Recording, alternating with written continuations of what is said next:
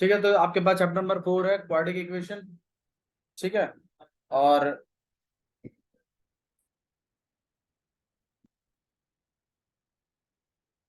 आयुष अगली बार तू रेडी रही बस। हाँ जी, तो क्वाड्रेटिक इक्वेशन में हमारे पास सबसे पहले तो एक तो जनरल फॉर्म देख लीजिए। जनरल फॉर्म किस तरीके की होती है क्वाड्रेटिक इक्वेशन? अच्छा, पहले तो यार ये बताओ क्वाड्रेटिक क्या होता है? बाबू आपका नाम क्या है? अनु। आप कौन स्कूल से? ठीक है अनु, क्वाड्रेटिक क्या होता है बाबू? नहीं, अरे बोलो बोलो बिंदास, जितना आपको नहीं पता तो बोलो नहीं पता है। नहीं पता, ठीक है। मीनाक्षी, क्वाड्रेटिक क्या होता है?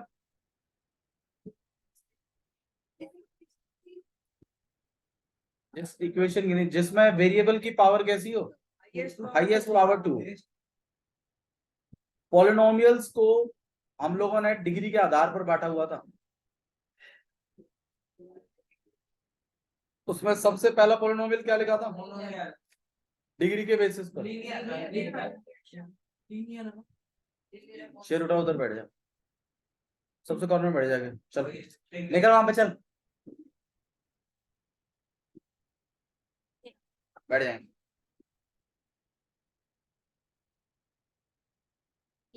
सबसे पहला कौन सा सिखाया था? इससे पहले भी एक सिखाया था, जीरो पॉलिनोमियल। क्या सिखाया था आपको? Zero polynomial. जीरो पॉलिनोमियल क्या होता है पुनीत? जिसकी डिग्री जीरो हो। एग्जाम्पल के तौर पर, जैसे सिर्फ अगर मैं पॉलिनोमियल में सिर्फ 7 लिख दूं तो वेरिएबल तो है ही नहीं, वेरिएबल तो है ही नहीं। अगर वेरिएबल नहीं है तो उसकी वेरिएबल की पावर क्या मानी जाती है? जीरो। ये बात मैंने आपको बताई थी। और किसी की भी पावर 1 होता है, तो मतलब कहीं ना कहीं 7 × 1 है, इसलिए आज ये 7 ही है बस खाली, इस पर कोई वेरिएबल नहीं है। तो जीरो पोलिनोमियल क्या होता है? जीरो पोलिनोमियल वो पोलिनोमियल था जिसमें डिग्री जीरो होती है। एग्जाम्पल के तौर पर सिर्फ किसी कांस्टेंट को लिख देना, सिर्फ किसी कांस्टेंट को लिख देना। नेक्स्ट जो पोलिनोमियल हमने सीखा था वो था linear polynomial. Linear polynomial. Linear polynomial क्या होता है? बिल्कुल सही बात है, जिसकी डिग्री कितनी हो?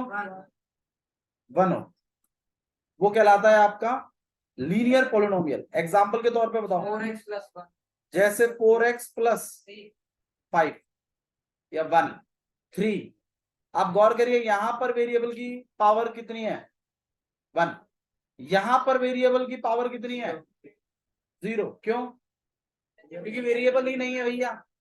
जब वेरिएबल नहीं होता है, अब ये रटने वाली बात है, जब वेरिएबल नहीं होता है तो पावर कितनी मानी जाती है वेरिएबल की? 0।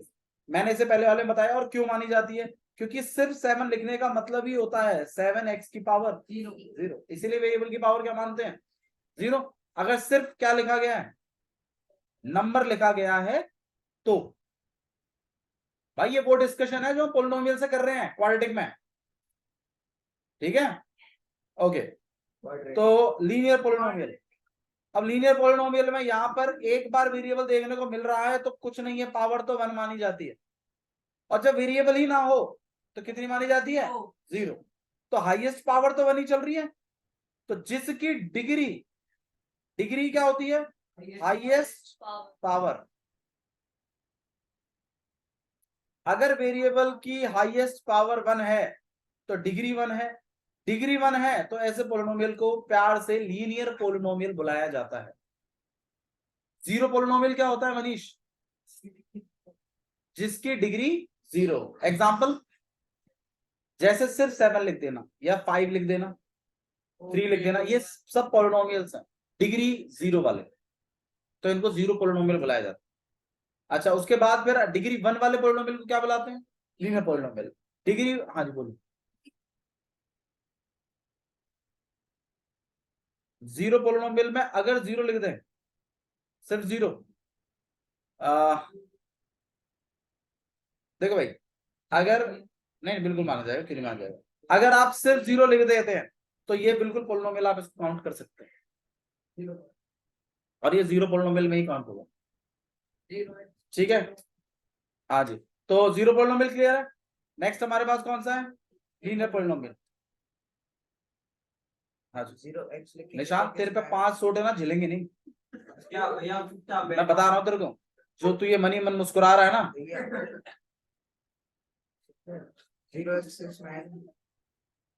क्या जी, क्या क्या क्या क्या, जीरो एक्स। मैं देखो, सुनो सुन लो इधर,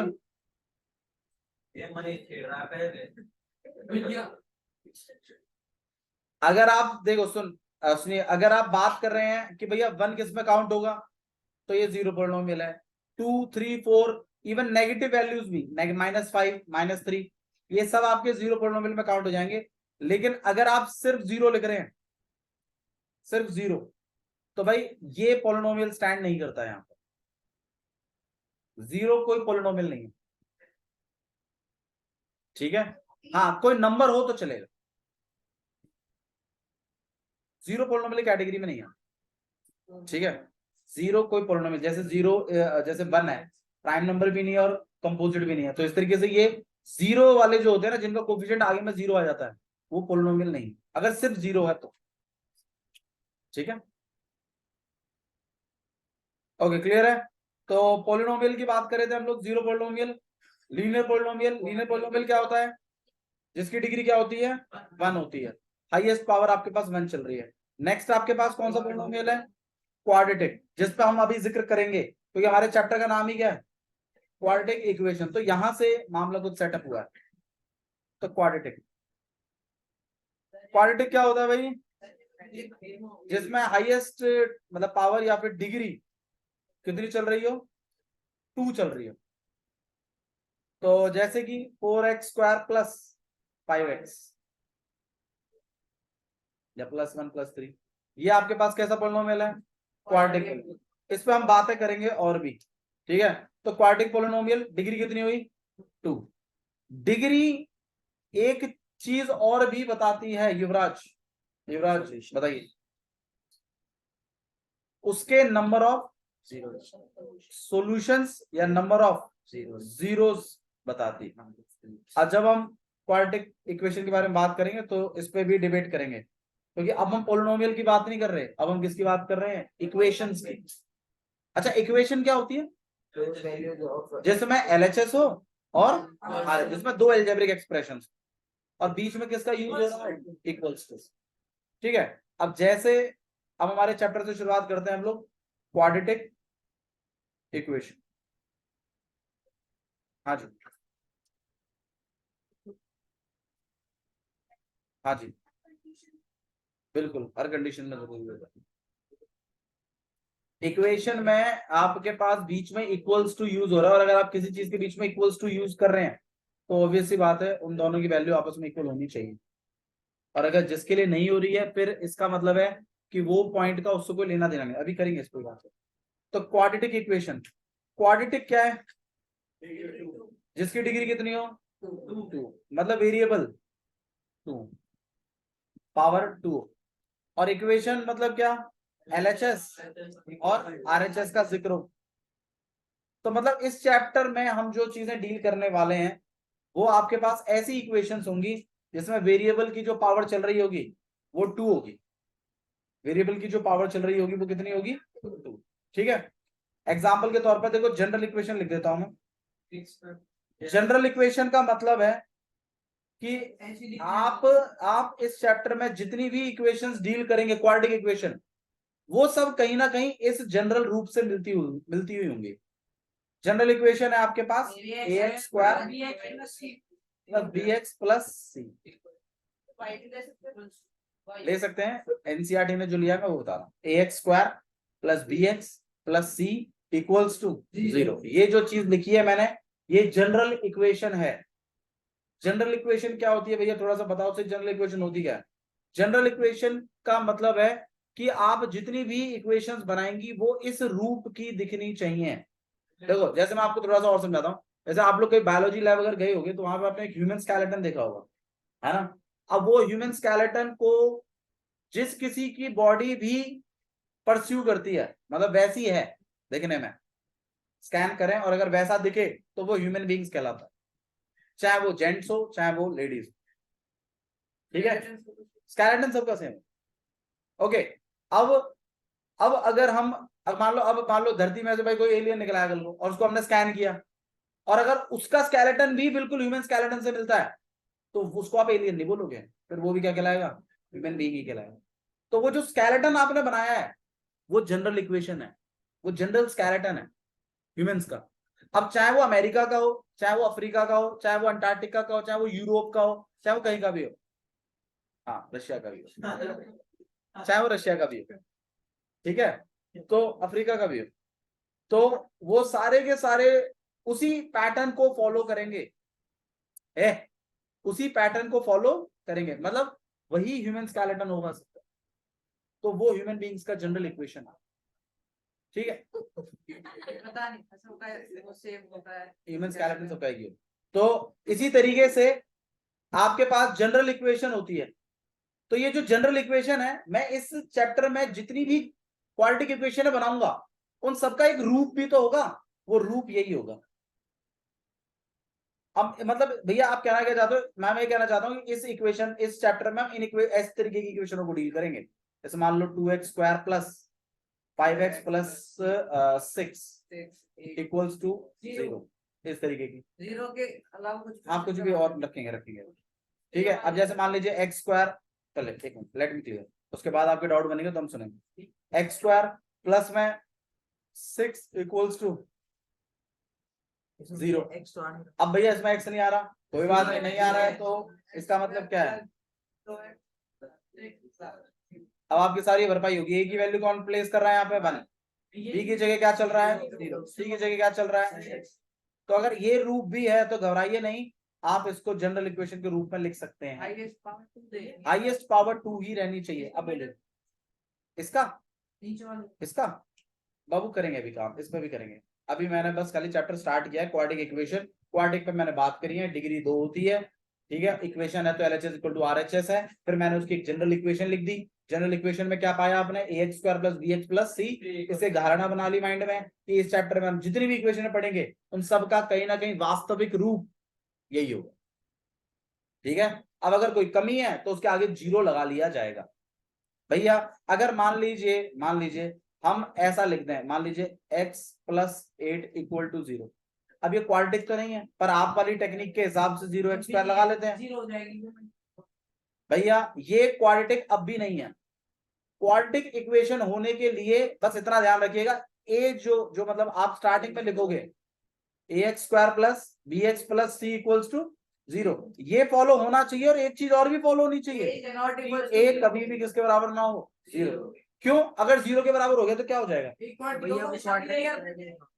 स्क्वायर हट जाएगा तुम्हारा, हाईएस्ट डिग्री हट जाएगी।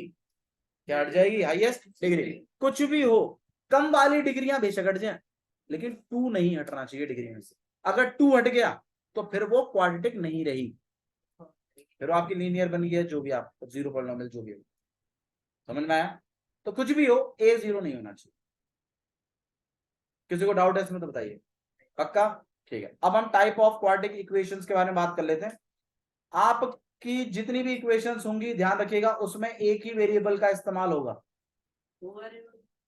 2 वेरिएबल्स अभी आपके लेवल पे है नहीं, पर वैसे क्वाड्रेटिक इक्वेशन 2 वेरिएबल्स में भी होती है, लेकिन आपके सिलेबस में जो है वो quadratic equation in 1 variable, 2 variables नहीं, ठीक है। हाँ आपके मतलब वो बाय डिफॉल्ट 1 वेरिएबल ही है। ओके क्लियर है, समझ में आया। तो आपके में एक ही वेरिएबल यूज होगा, एक्स स्क्वायर के साथ एक्स आ सकता है, वाई नहीं आएगा। अगर वाई स्क्वायर चल रहा है तो फिर वाई चलेगा, एक ही वेरिएबल यूज होगा। आयुष ध्यान नहीं है, नॉलेज होल्ड नहीं हो रही है क्या, ठीक है। तो x square plus 5x plus 3 equals to 0, ये आपके पास एक क्वाड्रेटिक इक्वेशन है या नहीं है, ये बताइए। बिल्कुल है। क्या ये जनरल रूप को फॉलो कर रही है, बिल्कुल कर रही है। आप मुझे बताइए सी की वैल्यू कितनी है, ए की वैल्यू कितनी है, 1। कुछ नहीं है तो आगे 1 है। और इक्वेशन है ax square plus bx plus c। कोई दिक्कत है, ठीक है, समझ में आया। एक्स स्क्वायर आपका नहीं हटना चाहिए किसी भी कीमत पर। अगर एक्स स्क्वायर हट गया तो क्या वो क्वाड्रेटिक इक्वेशन है? आंसर है नहीं। समझ में आया? आपकी एक्सरसाइज 4.1 क्वेश्चन नंबर फर्स्ट इसी पे बेस्ड है पूरा का पूरा, कि check whether it is a quadratic equation और नॉट। और उसने 7 क्वेश्चन दिए हुए हैं या 6 क्वेश्चन दिए हुए हैं और सॉल्व करने 8 है, 8 क्वेश्चन दिए हुए हैं। अब बोला चेक करो क्वाड्रेटिक है कि नहीं है। आपको बस उसको सॉल्व करना है, सब कुछ एक तरफ कर देना है, राइट आरएचएस में 0 कर देना है। अगर एक्स स्क्वायर कट गया तो क्वाड्रेटिक नहीं है, और अगर एक्स स्क्वायर बचा हुआ है तो क्वाड्रेटिक है। अगर एक्स की पावर 3 आ गई तो फिर वो क्यूबिक बन गया। हाईएस्ट डिग्री 2 होनी चाहिए, अगर 3 हो गई तो भी दिक्कत है, 1 हो गई तो भी दिक्कत है, 2 ही होनी चाहिए। 2 बोल दो ठीक है। और ए 0 नहीं, क्योंकि ए 0 से तो एक्स स्क्वायर हट जाएगा ना। समझ में आई बात? डिग्री 2 होनी चाहिए। क्लियर है? अच्छा जी, अब मैं आपको क्वाड्रेटिक इक्वेशन के टाइप थोड़े से दिखा देता हूं, किस किस फॉर्म को आप देख सकते हैं क्वाड्रेटिक इक्वेशंस। पहली बहुत ही क्लियर, बहुत ही क्रिस्टल, बहुत ही पता चल जाता है कि हाँ भाई ये क्वाड्रेटिक इक्वेशन है, बहुत ही सबकी फेवरेट भी है कुछ ऐसी। इसमें एक्स स्क्वायर भी आता है, इसमें एक्स भी आता है, इसमें आपका सी भी आता है। सिंपल, मैं आपको फॉर्म्स बता रहा हूं कैसे कैसे मिल सकती हैं। दूसरा, ऐसा हो सकता है बीच वाला एक्स गायब हो जाए, तो उसको कहते हैं यहाँ पे 2x स्क्वायर और प्लस का 5। क्या ये क्वाड्रेटिक है कि नहीं है?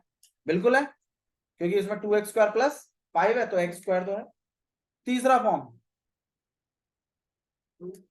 2x स्क्वायर प्लस 3x, क्या ये क्वाड्रेटिक है? बिल्कुल है। तो या तो तीनों होंगी टर्म, या तो एक्स स्क्वायर और कांस्टेंट होगा, और या तो एक्स स्क्वायर और एक्स होगा। इक्वेशंस है, मैं इक्वेशन बना देता हूं, एक minute, let me clear. Equations भी तो होनी चाहिए equal to 0 equal to 0 equal to 0, ठीक है।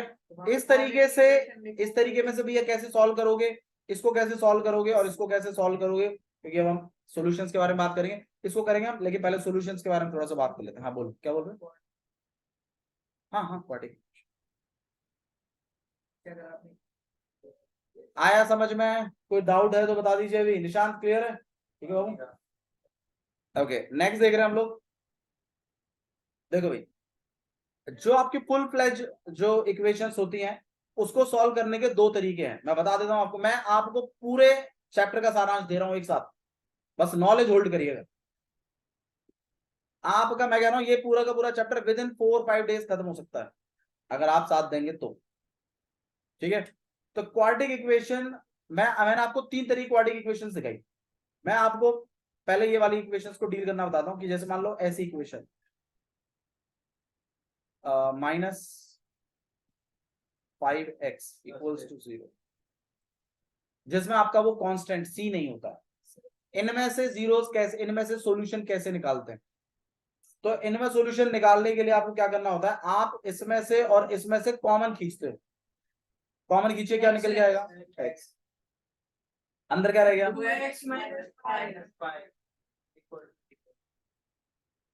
अब चीजें मल्टीप्लाई में आ गई ना, 2 चीजों को मल्टीप्लाई करके 0 आ रहा है, तो इसका मतलब क्या, या तो ये 0 होगा, और या तो भाई जब आप इस तरीके से लिखते थे, जब आप कोई क्वाड्रेटिक इक्वेशन सॉल्व करते थे इक्वल टू 0 लाते थे, फिर आप एक बार इसको 0 रखते थे, याद है, और एक बार इसको 0 रखते थे। भाई चैप्टर 2 में किया तो आप लोगों ने ऐसा।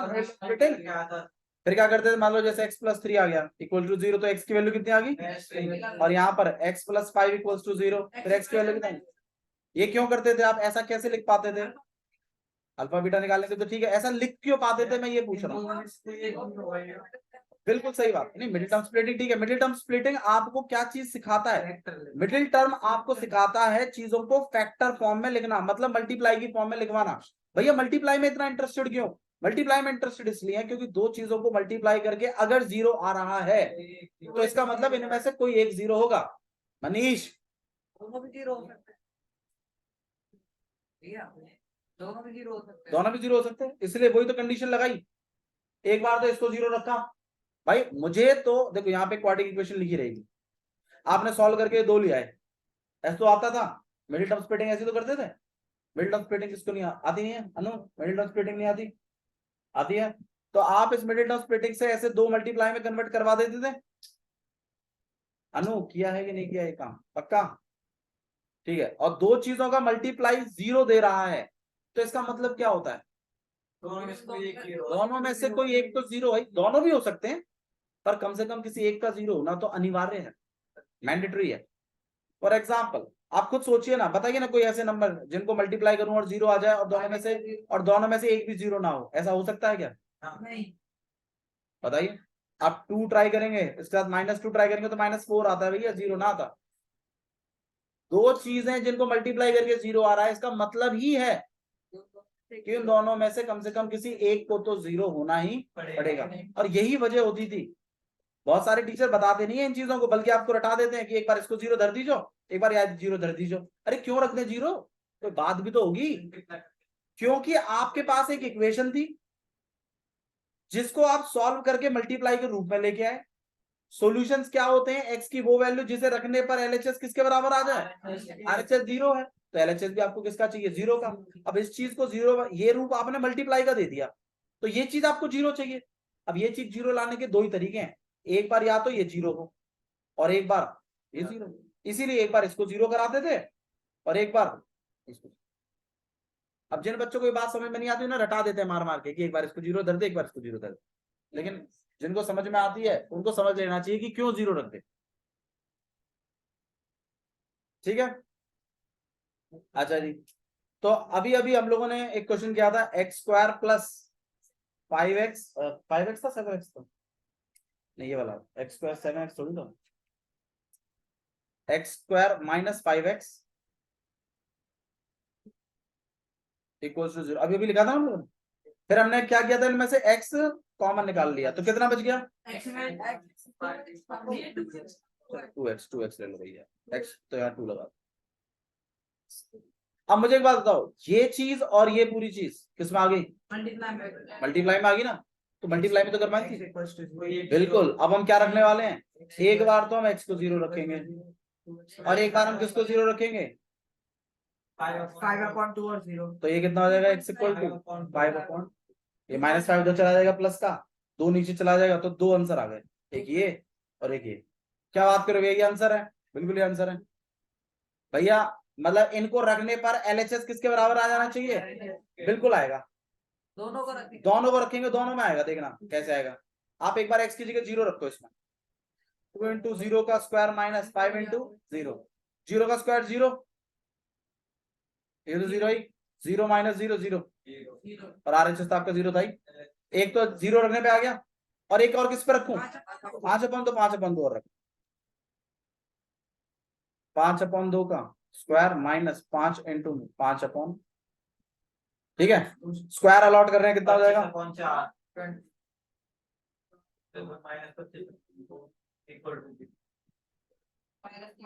25/2 माइनस, फिर ये तो 0 ही होता है, इसलिए एलसीएम में लेना है। पहले तो आया था, आएगा 0 भाई, ये बात ही ऐसे लिखी गई है। इन दो चीजों से अगर 0 आएगा तो उसके लिए या तो इसको 0 होना पड़ेगा, तो कर तो दिया इसको 0, और या तो इसको 0 होना पड़ेगा, तो इसको भी 0 एक बार रख दिया।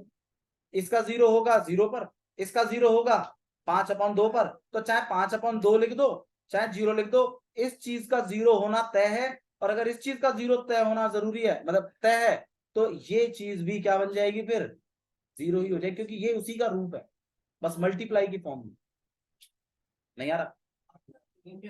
नहीं भाई, ज्यादा अगर जिनको नहीं आ रहा है इतना हाईलाइट मत करो, कोई दिक्कत नहीं है। आएगा तो कॉमन लेके एक बार वाई 0 धर दीजिए, एक बार पल्ले वाले 0 धर दीजिए, दोनों में जो वैल्यू निकल जाएगी वही तुम्हारी सोल्यूशन। जिन्हें नहीं समझ में आ रहा कोई दिक्कत नहीं है, ज्यादा लोड मत डालो, आगे चल के मेडिकल ले लेना। और क्या बोले भाई, जो ठीक है, कोई बात नहीं, ध्यान दीजिए प्लीज, कोई बात नहीं, आ जाएगा, ऐसी इतनी कोई बड़ी बात नहीं है। ठीक है, तो हमने 3 तरीके की फॉर्म सीखी। पहला x² प्लस में 5x प्लस 4, एक तो ये वाली। एक हमने ये सीखी 2x² माइनस 5, है ना, 5x इक्वल्स टू, इसको तो मैंने आपको सोल्यूशन निकालना सिखा दिया, कैसे निकालते हैं गर्वित? 2 कॉमन लेके स्मॉल x² आ रहा है उसका भैया मैं कॉमन बता दिया। टू कॉमन लेना ही नहीं था। एक्स कॉमन, टू कॉमन भैया यार। ठीक है। तीसरा एक और टाइप भी था बीच में, कौन सा वाला था, जिसमें आप 2x² माइनस 6। तो इसमें तो हमें निकालना आ गया, इसमें कैसे निकालते हैं बताओ भाई। एक्स कॉमन 2x, एक बार क्या करते हैं हम x को 0 कर देते हैं, एक बार हम 2x माइनस 5 को 0 कर देते हैं। हाँ? इस वाले में तो निकल रहा है 2। हाँ करेंगे करेंगे करेंगे, ठीक है। और फिर इसमें से हम x निकाल लेते हैं, कितना आ जाएगा 5/2। तो मतलब इस तरीके के पोलिनो, इस तरीके के क्वाड्रेटिक इक्वेशंस को हमें डील करना आ गया। फिर इस वाले को और सीख लेते हैं। इस वाले में क्या करते हैं, इस वाले में एक्चुअली आप क्या करते हैं, जो कांस्टेंट वाला है ना उसको परे के भेज देते हैं, इसमें x की वैल्यू निकालते हैं तो डायरेक्ट और x² को कर देते हैं अकेला। ये वहां पे जाएगा, यहाँ पे 6/2 3, और x को जैसे ही आप अकेला करते हैं स्क्वायर पल्ली तरफ चला जाता है और ये क्या बन जाता है रूट, और यहाँ दो वैल्यूज चढ़ती हैं, प्लस की और एक माइनस। फिर आपके दो सॉल्यूशन फिर बन जाते हैं, एक बार √3 और एक बार -2। बोल दो भाई, आसान है ना, ठीक है। अच्छा जी, तीसरा रूप पर देखिए, जिसमें तीनों चीजें होती हैं। इसको करने के दो तरीके हैं, जिसमें से एक आपको आता है मिडिल टर्म स्प्लिटिंग, दूसरा है क्वाड्रेटिक फॉर्मूला, उसको डिस्कस करेंगे, ठीक है। तो पहले मिडिल टर्म स्प्लिटिंग सिखाया था, इसको करने के दो तरीके हैं। भैया दो तरीकों की क्या जरूरत पड़ेगी भाई, देखो बहुत सारे क्वेश्चंस में एमटीएस नहीं लगता, मिडिल टर्म स्प्लिटिंग हर इक्वेशन में काम नहीं करता, क्वाड्रेटिक इक्वेशन में, क्योंकि कुछ कभी कभी नंबर रूट में भी होते हैं, हम नहीं सोच पाते उतने नंबर। तो एक अस्त्र है हमारे पास, जैसे ब्रह्मास्त्र कहेंगे आप क्वाड्रेटिक के लिए, वो है क्वाड्रेटिक फॉर्मूला। वो ब्रह्मास्त्र हर क्वाड्रेटिक इक्वेशन पे काम करता है, चाहे रूट की हो, चाहे बिना रूट की हो, चाहे कैसी भी, वो काम करेगा ही करेगा 100%, ठीक है?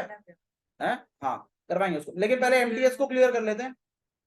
एमटीएस सबको आता है वैसे, ठीक है अनु, एमटीएस आता है मिडिल टर्म स्प्लिटिंग, बहुत बढ़िया। तो आपके पास यहाँ पर x² प्लस का 5x + 4 = 0। आप ऑब्वियसली बात है, देखो जो बच्चे डायरेक्ट कर सकते हैं वो तो ठीक है, कभी कभी नंबर इतने बड़े आ जाते हैं कि हमें थोड़ा सहायता लेनी पड़ती है, तो हम अपने प्रोसेस से ही कर रहे हैं। यहाँ पे आप दो नंबर लेते हो, एक लार्ज और एक स्मॉल। जो बड़ा वाला नंबर होता है उसका सिंबल बीच से मिल जाता है, वो प्लस का है। फिर आपको पहले वाले सिंबल और लास्ट वाले सिंबल पे गौर करना होता है, क्या ये सिंबल सेम है या ये अलग अलग है, क्योंकि अगर ये सेम है तो इनके आगे भी नंबर सेम ही आएंगे, सिंबल सेम ही आएंगे। अगर ये सिंबल अलग अलग होते पहले और लास्ट वाले के आगे, तो इनके सिंबल अलग अलग आते। तो दोनों के आगे सेम ही सिंबल है, तो इधर प्लस है तो इधर भी क्या चलेगा, प्लस। मल्टीप्लाई करके वो आना चाहिए जो फर्स्ट वाले और लास्ट वाले को करके आता है, तो 1 × 4 दैट इज 4। और प्लस प्लस इनको भी मल्टीप्लाई कर देना है, प्लस प्लस प्लस प्लस करके वो आना चाहिए जो बीच में लिखा है, ठीक है। तो आपके नंबर है 4 और 10। अब बोलेंगे बहुत बच्चे कि भैया हमें तो पता पहले से चल रहा था, ये नाटक करने की क्या जरूरत है। कभी कभी मिडिल टर्म स्प्लिटिंग का क्वेश्चन ऐसा आता है प्लस माइनस में कन्वर्ट होके कि उसके एक से ज्यादा नंबर बन रहे होते हैं, तो आप उसमें गलतियां कर जाते हैं, ठीक है। इस तरीके से करोगे तो कभी भी गलत नहीं होगा, तुक्केबाजी में 100 नहीं आते हैं, ठीक है। तो आप ज्यादा 100 के लिए भागो, ओके। तो आप तरीके से करिए, गलती नहीं होनी चाहिए बिल्कुल भी। तो यहां पर आपके पास x² है plus 4x plus 1x plus 4 = 0। इन दोनों में अगर हम देखें और फिर इन दोनों में कॉमन क्या है, x, अंदर क्या रह गया, इन दोनों में कॉमन क्या है, फिर आपके पास x + 1, दोनों ने 0 के लेकिन क्यों 0 के इक्वल रखेंगे ये बात आपको जाननी जरूरी है, क्योंकि दोनों मल्टीप्लाई में दोनों मल्टीप्लाई करके 0 लाना है, तो या तो ये 0 होना चाहिए या तो ये 0 होना चाहिए। और इसको 0 करने के लिए आपको x की वैल्यू -1 होनी चाहिए, और इसको 0 करने के लिए एक्स की वैल्यू, तो आपके जो 2 जीरोस आ गए वो भी आ गए। ठीक है, तो मिडिल टर्म स्प्लिटिंग क्लियर है, बहुत सीधी बात। क्या हो गया?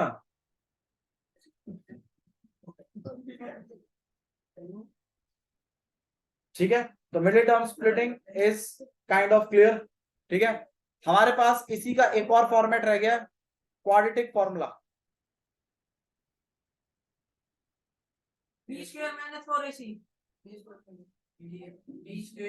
इसको डिस्कस करेंगे हम। ठीक है, क्वाड्रेटिक फॉर्मूला को डिस्कस कर रहे हैं।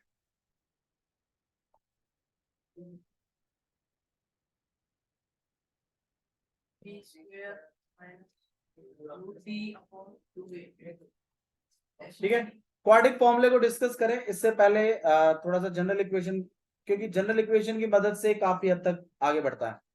ठीक है, जनरल इक्वेशन कहती है ax² प्लस,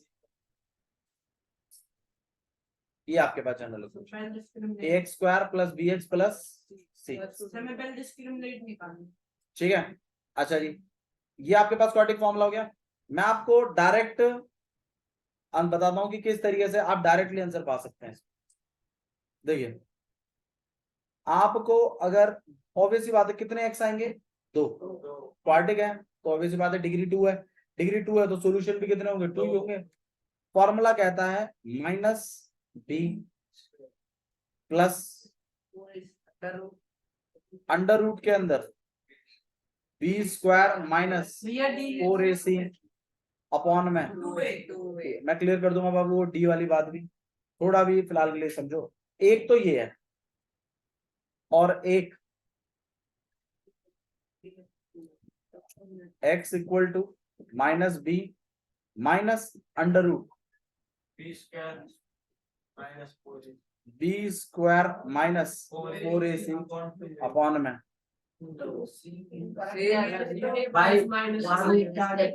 थोड़ा सा लाइन पे गौर करिए। पहली बात तो ये लाइन पूरी -b तक है और लास्ट तक है। बहुत बच्चों को मैंने देखा है ऐसे लिख देते हैं, ये गलत है, ये अपीयरेंस गलत है। ये लाइन यहां तक चलेगी पूरी, ये पूरे का एलसीएम है, ये अलग नंबर नहीं है, ये पूरा का पूरा न्यूमरेटर में लिखा हुआ है और 2a डिनोमिनेटर में लिखा हुआ है। किसी को दिक्कत है इसमें? ठीक है, अच्छा जी, अब आप इन दोनों में मुझे फर्क बताइए, फर्क क्या है? सिर्फ एक ही फर्क है, एक बार तो b² माइनस 4ac को प्लस किया गया है और एक बार b² 4ac को ही माइनस किया गया, ये है फर्क असली। मतलब under root b² minus 4ac को एक बार तो प्लस करते हैं, एक बार क्या कर देते हैं? माइनस, और दो अलग अलग वैल्यूज आ जाती हैं और बड़े राजी हो जाते हैं। ठीक है, तो अगर आपको क्वाड्रेटिक फॉर्मूले से अगर आपको डायरेक्टली आंसर चाहिए तो ये करना। भैया ये तो आसान है, बिल्कुल आसान है, किसे मना किया? यहाँ तो कोई इशू है तो बता। मिडिल टर्म भैया एक क्वाड्रेटिक फॉर्मूला, इस रूट में से b माइनस 2 बाहर नहीं निकाल सकते? अरे ठीक है, एक मिनट, हाँ बाबू, इस रूट में से 3 b माइनस 2 माइनस निकाल सकते? b b माइनस 2 कॉमन, मतलब वो b² है तो b इंटू b पेयर निकाल के बाहर निकाल दे। b कहाँ से पेयर निकालू? यहाँ रूट के अंदर एक ही b² है, इधर तो b है ही नहीं, पहली बात तो कॉमन तो निकलेगा ही। b² b इंटू b होता है ना बाबू, ये रूट के अंदर है ना, और ये रूट दोनों को मिल नहीं सकता क्योंकि बीच में क्या है? अगर ऐसा होता रूट के अंदर b² 4ac, तब आप बात बिल्कुल सही कह रहे थे, b² का b बाहर आ जाता और 2 भी बाहर आ जाता और अंदर ac रह जाता, सही है। लेकिन ये माइनस का है तो बाहर नहीं निकाल पाएंगे आप। ठीक है, हाँ जी बाबू, करवा रहे हैं, मैं कंप्लीट कर लेता हूँ। अरे हाँ भैया, यहां तक कोई इशू है तो बताइए मेरे को। जो भी चीज मैं एक बार टॉपिक कंप्लीट करा दूं फिर भी कुछ रह जाता है तो मुझे बता देना कि रह गया भैया, रहेगा नहीं, आप चिंता मत करिए। यहां तक क्लियर है? ठीक है, अच्छा जी, अब मुझे एक बात बताइए, मेजर फर्क क्या है? यूज कब करते हैं? जब अपने कोई क्वाड्रेटिक इक्वेशन सॉल्व करनी हो जिसका मिडिल टर्म स्प्लिटिंग आप नहीं कर पा रहे हैं, इसको यूज करो। ये डायरेक्टली आंसर देता है, कोई नंबर नहीं, कोई कुछ नहीं, सीधा x इक्वल टू ये, वो तो आपके पोलिनोमियल्स में वो रिलेशनशिप देता है alpha plus beta equal to minus B upon A. ठीक है, ये क्वाड्रेटिक इक्वेशंस हैं, वो पॉलिनोमियल्स हैं। यहां तक कोई इश्यू? ठीक है, अच्छा अब मुझे एक बात बताइए, इन दोनों में फर्क क्या है? सिर्फ बीच वाले साइन। अब कुछ टीचर्स क्या करते हैं, ये दो फॉर्मूले लिखाने की बजाय वो एक फॉर्मूला लिखा देते हैं कुछ इस तरीके से, minus B plus minus under root B square minus 4ac upon में। बात यही है, एक बार आपने प्लस रखना है, एक बार आपने माइनस रखना है। इस पे ना बात यही है, आप एक बार ये मतलब इसका मतलब ही होता है ये एक बार प्लस एक बार माइनस। क्लियर, समझ में आया? ठीक है, तो लिखवा सकते हैं आप। अब मतलब पर आपको मेन बात यहाँ पर ये समझनी है कि आपको दो बार सॉल्व करना पड़ेगा, एक बार इससे एक बार प्लस से एक बार माइनस, बीच में बदलाव होगा। तो minus B plus under root B square minus 4ac पूरे के नीचे 2a, और एक बार minus B minus under root के अंदर बी स्क्वायर माइनस 4ac पूरे के नीचे 2। ठीक है, तो ये दो फॉर्मूले हैं आपके पास अलग अलग, आप उनको एक साथ मना सकते हैं प्लस और माइनस लिख के, लेकिन उस प्लस माइनस का मतलब समझिए पहले कि एक बार प्लस रखना है एक बार माइनस रखना है। भैया पहले माइनस रख दे तो कोई प्रॉब्लम है? नहीं, कोई प्रॉब्लम नहीं है, आपकी चॉइस है। आप पहले माइनस रख दो फिर रख देना प्लस, या पहले प्लस रख दो फिर रख देना माइनस, एक ही बात। क्लियर, समझ में आया यहां तक? ठीक है, अब थोड़ा सा और समझिए एक और चीज क्वाड्रेटिक फॉर्मूले के बारे में, डिस्क्रिमिनेंट। बिल्कुल, एक वर्ड है आपके पास discriminant. B square minus discriminant denoted by capital D not by small D, please इस बात को ध्यान रखिए, कैपिटल डी ही रखना है। अब भैया ये है क्या चीज, ये तो बता दो। देखो इन्होंने ना एक्चुअली ये बी स्क्वायर माइनस 4ac को थोड़ा इंपॉर्टेंस दी है, और बोला है इस बी स्क्वायर माइनस 4ac को हम इसकी वैल्यू को हम क्या बोलेंगे? डिस्क्रिमिनेंट। भैया डिस्क्रिमिनेंट मतलब इसी की वैल्यू को क्यों मतलब 2a बोल लेते, माइनस बी को बोल लेते कुछ तो, और बी स्क्वायर माइनस 4ac क्यों? क्योंकि बी स्क्वायर माइनस 4ac ही आपका रूट के अंदर आ रहा है, तो उसकी वैल्यू बड़ी सेंसिटिव है। रूट के अंदर की वैल्यू बड़ी सेंसिटिव होती है, क्यों? वो कभी भी नेगेटिव नहीं होनी चाहिए, क्योंकि रूट के अंदर अगर नेगेटिव हो गया तो वो सॉल्व नहीं होते हैं, बाहर हो कोई दिक्कत नहीं है। इसलिए बी स्क्वायर माइनस 4ac को थोड़ा सा स्पेशल फील कराया है, उसको एक स्पेशल नाम देकर डिस्क्रिमिनेंट, और कैपिटल डी से डिनोट किया है। भैया इसका मतलब कैपिटल डी जो है हम ये लिख सकते हैं बी स्क्वायर माइनस 4ac, बिल्कुल लिख सकते हो, क्यों नहीं लिख सकते? क्योंकि बी स्क्वायर माइनस 4ac ही आपका क्या होता है? डी लिख सकते हैं भैया। अब बहुत सारे टीचर थोड़ा सा इसी फॉर्मूले को अमेंड करके और लिख देते हैं, क्योंकि उन्होंने B square minus 4ac root नहीं आता इसमें, क्योंकि उन्होंने बी स्क्वायर माइनस 4ac को डी लिखा है, तो बहुत सारे टीचर्स ऐसा भी कर देते हैं कि क्वाड्रेटिक फॉर्मूले को ऐसे लिख देते हैं, minus B plus minus under root D upon में। अब ऐसा क्यों लिखवाते हैं भैया? ऐसा इसलिए लिखवाते हैं कि थोड़ा सा इजी हो जाए बच्चों, क्योंकि बी स्क्वायर माइनस 4ac से वही ऐसा सोचते हैं कि तुम्हें बहुत डर लगता है, तो उसकी जगह क्या लिखवा देते हैं? डी। पर रहस्य वही है, डी आगे चल के आपको बी स्क्वायर माइनस 4ac खोलना ही खोलना। ठीक है,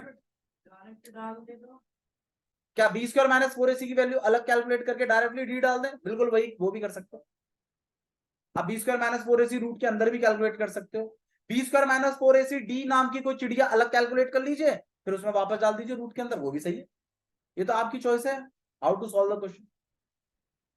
सब चीजें सही हैं अपने अपने इस पर। ठीक है, तो जो टीचर्स ऐसे लिखवा रहे हैं वो भी सही है, जो ऐसे लिखवा रहे हैं वो भी सही है, जो दोनों लिखवा रहे हैं वो भी सही है।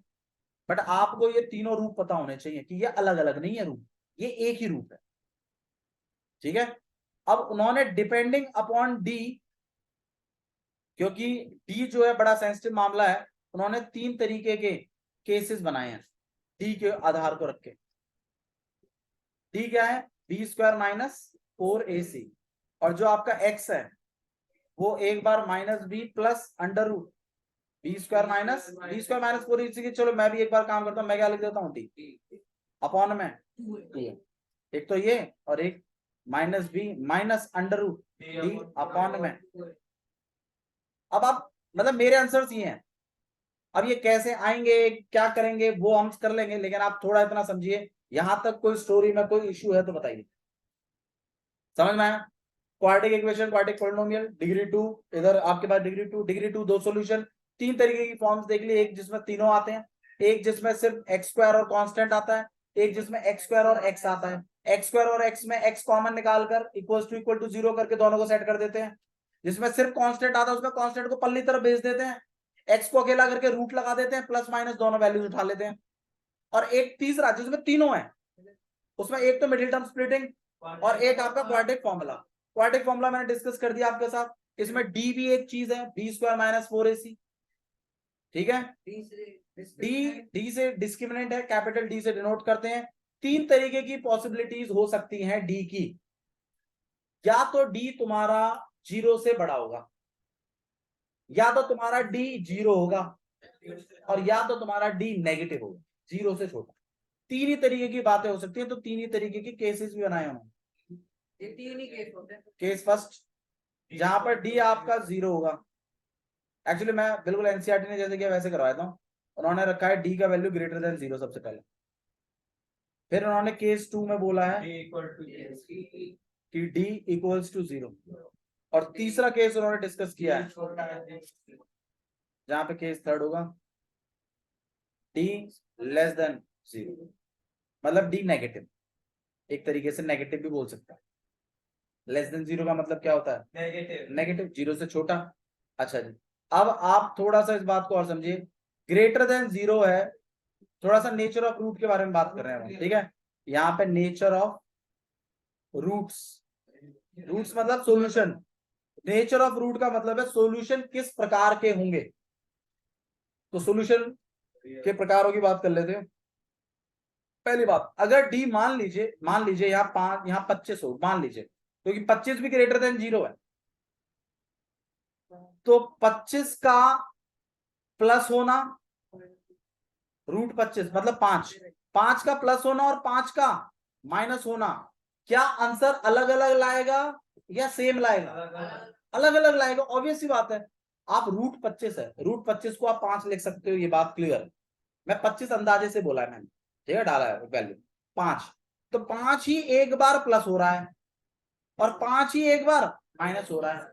अब आप ही बताइए, 5 एक बार प्लस हो रहा है, 5 एक बार माइनस हो रहा है, तो आपके रूट्स, आपके सॉल्यूशन, आपके आंसर अलग अलग आएंगे या सेम आएंगे? अलग अलग आएंगे। तो अगर डी अगर आपका ग्रेटर देन 0 है, डी अगर आपका 0 से बड़ा है, पॉजिटिव है, तो ऑब्वियस सी बात है आपके नेचर ऑफ रूट के बारे में एक बात बता देता हूं। ये पहली बात तो अनइक्वल होंगे। क्या होंगे ये? अनइक्वल। अनइक्वल मतलब अलग अलग आएंगे। डिस्टिंक्ट भी बोल सकते हैं। डिस्टिंक्ट मतलब भी क्या होता था? अलग अलग।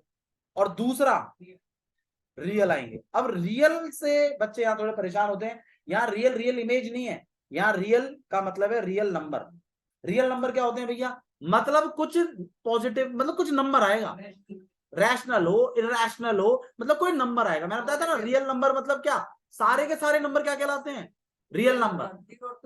मतलब अनगिनत, माइनस अनगिनत से लेके प्लस अनगिनत के बीच में कोई नंबर जरूर आएगा। रियल का मतलब होता है ये। समझ में आया? यहाँ रियल का मतलब रियल इमेज नहीं है, यहाँ रियल का मतलब रियल नंबर है। पर एनसीईआरटी में रियल लिखा है तो बच्चे रियल जूस, रियल होगा, ये वास्तविक होगा। अरे रियल नंबर होगा, ये इसका मतलब कोई नंबर आएगा, चाहे आ जाए बेशक रूट का, चाहे नेगेटिव आ जाए, चाहे पॉजिटिव आ जाए, डेसिमल में आ जाए, फ्रैक्शन में आ जाए, इरेशनल आ जाए, रैशनल आ जाए, लेकिन आएगा ना कोई नंबर। ये है इसका। ऐसी कोई चीज नहीं आएगी जिसको आप नहीं जानते। ये है इसका। ठीक है। अच्छा, दूसरा, अगर डी 0 हो जाए, क्यों? बताओ क्यों? ये है कॉन्सेप्ट कि अगर डी 0 हो गया तो आप चाहे 0 को करवाएं प्लस, चाहे 0 को आप करवाएं माइनस, तो फर्क थोड़ी पड़ना है। तो जब फर्क नहीं पड़ना तो रूट कैसे आएंगे? फिर इक्वल आएंगे। हाँ, दो ही आएंगे, लेकिन दोनों के दोनों सेम होंगे और रियल होंगे।